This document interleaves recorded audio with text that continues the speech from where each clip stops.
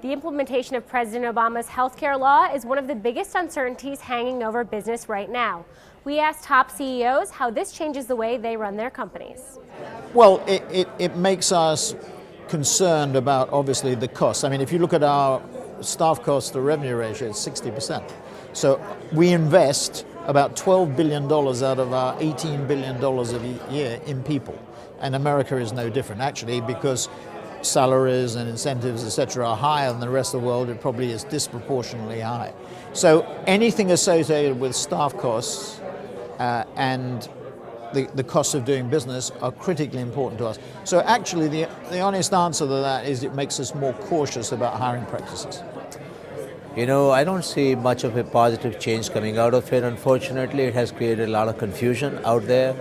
We're doing our part and doing a lot more education, a lot of town hall meetings, explaining our stakeholders, our 3,000 employee base that, look, you're okay. We're going to support you one way or the other, and educating them more on the system while the system is not functioning.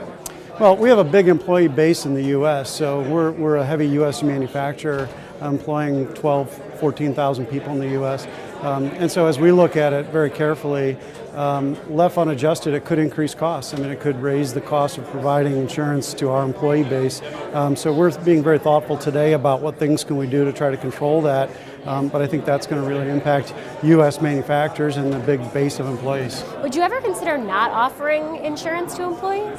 I guess only under the condition where it would be better off for the employee. In the end, there are certain segments of our employee population that may receive some subsidies or other things that make it more affordable to them.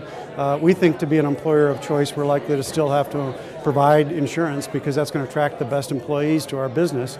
But I don't really understand yet how this is all going to unfold, and we'll have to adapt to however the circumstances unfold.